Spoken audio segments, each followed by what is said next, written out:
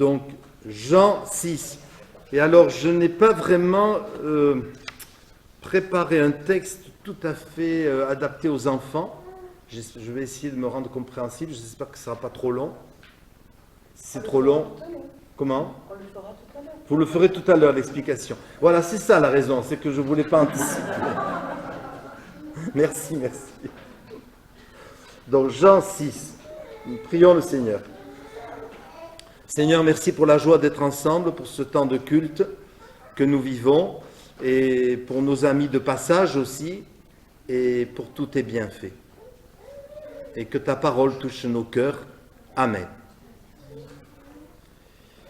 Après cela, Jésus s'en alla de l'autre côté de la mer de Galilée, qu'on appelle aussi mer de Tibériade. Une grande foule le suivait parce qu'elle voyait les miracles qu'il faisait sur les malades. Jésus monta sur la montagne et il s'assit avec ses disciples. Or, la Pâque, la fête des Juifs, était proche. Ayant levé les yeux et voyant qu'une grande foule venait vers lui, Jésus dit à Philippe, « Où achèterons-nous des pains pour que ces gens aient à manger ?» Il disait cela pour l'éprouver, car il savait ce qu'il avait l'intention de faire. Et Philippe lui répond, « Mais les pains qu'on aurait pour 200 deniers ne suffiraient pas pour que chacun en reçoive, ne serait-ce qu'un peu. » Alors un de ses disciples, André, frère de Simon-Pierre, lui dit, « Il y a ici un jeune garçon qui a 5 pains d'orge et 2 poissons. Mais qu'est-ce que cela représente pour tant de gens ?» Jésus lui dit, « Faites-les asseoir. » Il y avait dans ce lieu beaucoup d'herbes. Ils s'assirent donc au nombre d'environ 5000 hommes. Jésus prit les pains, rendit grâce, les distribua à ceux qui étaient assis. Il leur donna d'eux-mêmes des poissons, autant qu'ils en voulurent. Et quand ils furent rassasiés, il dit à ses disciples, « Maintenant, ramassez les morceaux qui restent, afin que rien ne se perde. » Ils les ramassèrent donc, et ils remplirent 12 paniers avec les morceaux qui restaient des 5 pains d'orge, après que tous eurent mangé. Ces gens ayant vu ce miracle que Jésus venait d'accomplir, disaient, « Celui-ci, c'est vraiment le prophète qui doit venir dans le monde. » Et Jésus, sachant qu'ils avaient l'intention de venir l'enlever pour le faire roi, se retira de nouveau sur la montagne, lui seul. Voilà. Alors, frères et sœurs, voilà ce premier récit de la multiplication des pains.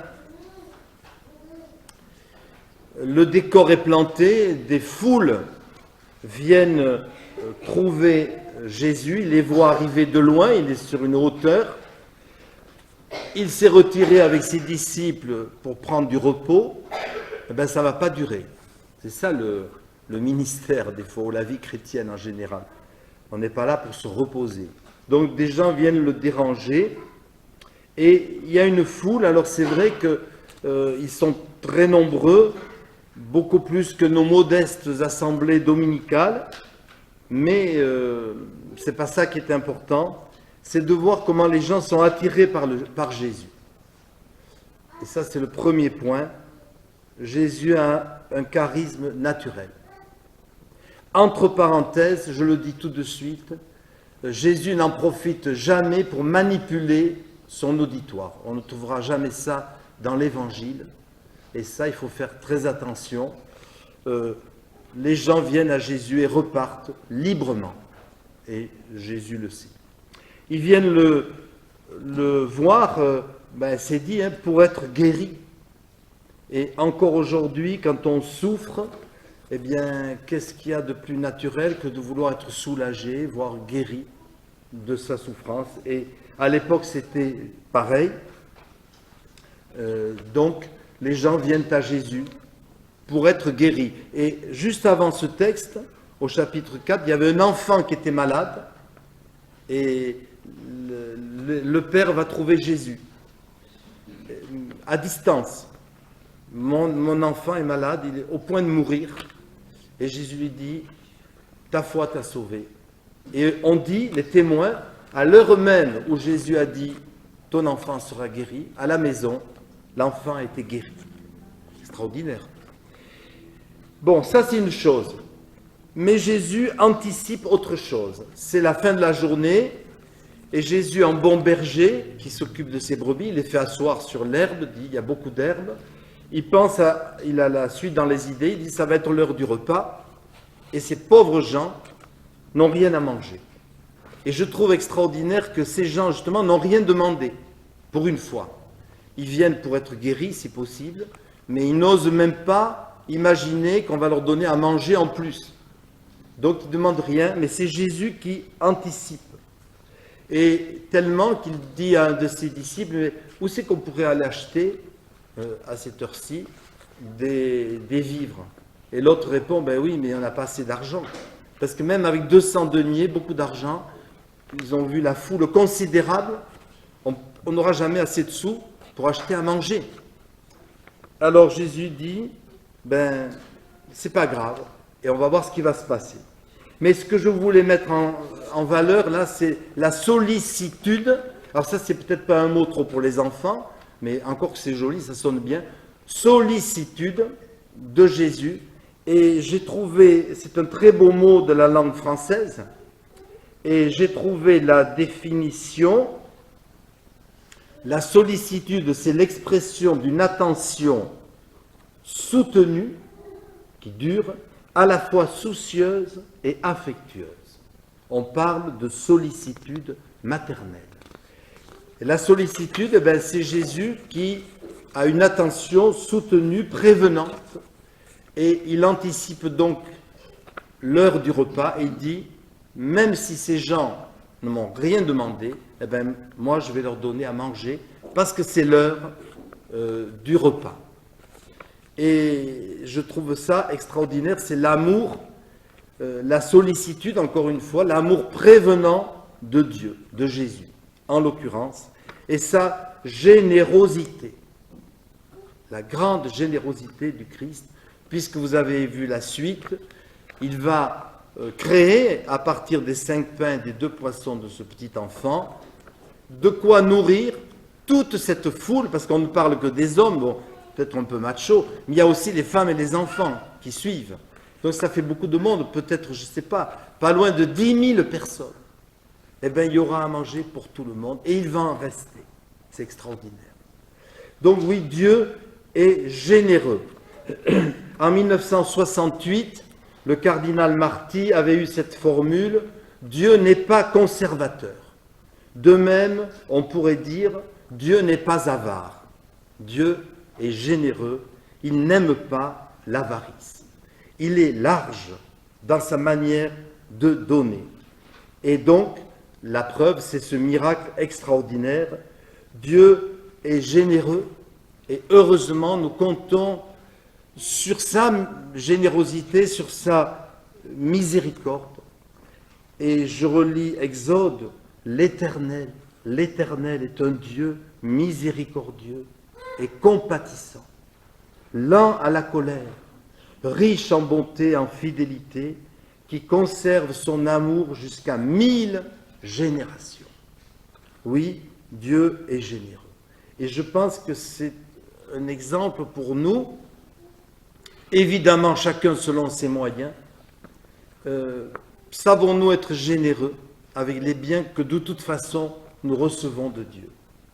Et généreux pour les autres, généreux pas simplement de son argent, mais de son temps parfois, ça compte beaucoup, de son cœur, généreux de sa disponibilité pour les autres.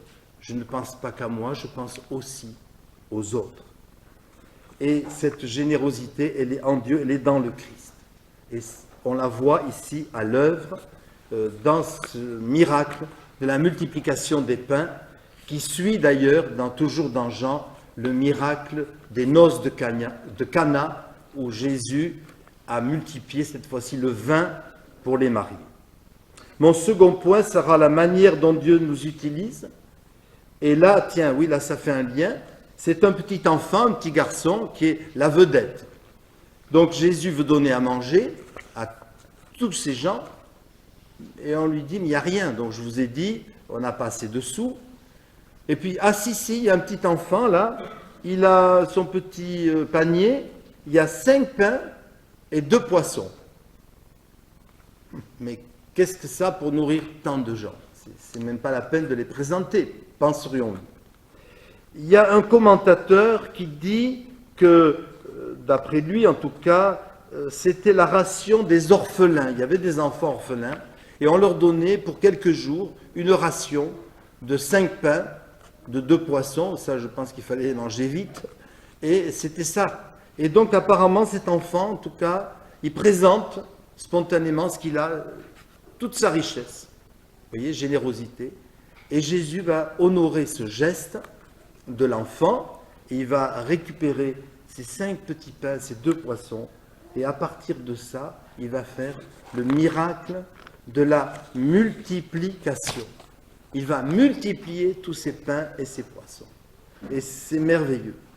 Mais on peut se dire que, peut-être, si l'enfant, si ce petit garçon avait caché ses pains en disant « Oh là là, je ne veux pas partager, parce que sinon j'en aurais plus pour moi, je ne veux pas partager mon goûter, sinon avec toute l'école, autrement j'aurais plus rien à manger », eh bien peut-être que, certainement que Jésus aurait eu un autre plan, mais ça ne serait pas aussi extraordinaire.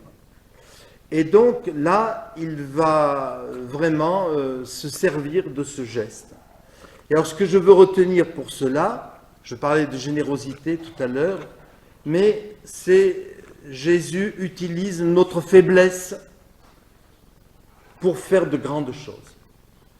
Je n'ai pas grand-chose, je ne suis pas grand-chose dans un sens. Parfois on se dit ça, qu'est-ce que je suis moi à côté des gens célèbres, je ne suis pas grand-chose. Il ne faudrait pas dire ça parce qu'on est toujours quelqu'un d'important vis-à-vis de Dieu. Mais enfin vis-à-vis de la société, des fois on ne pèse pas bien lourd. Eh bien, Jésus se sert de cette faiblesse pour nous grandir et pour partager. Donc ne disons pas je n'ai pas assez de pain ou qu'est-ce que c'est que ma pièce de 2 € par rapport au budget de l'Église. C'est pas grand-chose, mais c'est pas comme ça qu'il faut voir. Ce qu'on donne avec le cœur, eh bien, Dieu le multiplie. Et c'est ça qui compte, c'est la sincérité, la droiture avec laquelle on a l'intention de partager ce que Dieu fait pour nous. Et là, c'est le miracle de la multiplication qui va se produire. Alors retenons bien cela. Seigneur, je n'ai pas grand-chose, je n'ai que mes 5 pains, mes 2 poissons. Eh bien Jésus, il a l'art de multiplier. Et ça, c'est extraordinaire. Le 3e point, je ne veux pas être trop long, il y a une phrase au début de ce texte, si vous avez fait attention, que Jean met en note en quelque sorte. Au moment de cette multiplication, il dit « La Pâque, la fête des Juifs, était proche ». Et il y a là un message. Parce que qu'est-ce que c'est la Pâque? Alors je pense que les enfants, ils ont étudié ça à l'école biblique. Hein. La Pâque, c'est l'agneau qu'on sacrifiait et qui est sauvé le peuple qui devait quitter l'Égypte. Bon, il y avait le sang de l'agneau répandu et ce sang permettait de ne pas mourir, mais après on consommait l'agneau. Il fallait le manger entièrement et avec ça, on le mangeait avec du pain azime, et donc on était fortifié pour la marche puisqu'il fallait fuir l'ennemi égyptien, etc., dans le désert. Donc il y a là une nourriture. La Pâque des Juifs était proche. Or Jésus, quand il multiplie le pain, il laisse un signe, il dit bientôt, ce n'est pas ces pains que vous mangerez, mais vous contemplerez l'agneau de Dieu sacrifié comme autrefois l'agneau des Israélites pour vous sauver la vie. Donc vous voyez, il y a un signe dans cette multiplication, ce n'est pas qu'une histoire de pain, de poisson, de générosité et de miracle, il y a un sens beaucoup plus profond, c'est de dire, finalement, Jésus nous dit, je suis moi votre nourriture, mon corps et mon sang, ce qu'on va vivre tout à l'heure à la Sainte Seine, je suis votre nourriture spirituelle, bien sûr. Je viens dans votre cœur, dans votre corps, pour vous fortifier. Le pain, pour l'instant, grâce à Dieu, dans nos pays occidentaux, on mange à satiété, on ne passe pas faim, en tout cas pour le moment, mais par contre, le pain spirituel, dont on a besoin pour vivre, pour être heureux, pour être pardonné, eh bien, c'est Jésus, c'est la personne même de Jésus. Donc, dans cette générosité dont j'ai parlé, eh bien, c'est la grâce de Dieu. Dieu est compatissant, dit le texte, qui se multiplie pour nous. Et nous vivons comme d'un bon pain, d'un bon repas, nous vivons de cette grâce du Seigneur qui nous porte. Et sans ça, nous mourrions de faim et de soif spirituellement. Et c'est pire que tout. Mais grâce à cette générosité du Seigneur Jésus qui a donné sa propre vie sur la croix, eh bien, nous vivons et nous sommes rassasiés. Donc, frères et sœurs, voilà quelques résumés sur ce miracle de la multiplication des pains et dont nous allons le vivre pour les adultes, nous allons le vivre avec la Sainte Seine, où nous disons dans ce sacrement que Jésus est vraiment notre nourriture, notre breuvage spirituel, que sa présence manifestée par la Seine est vraiment nous accompagne.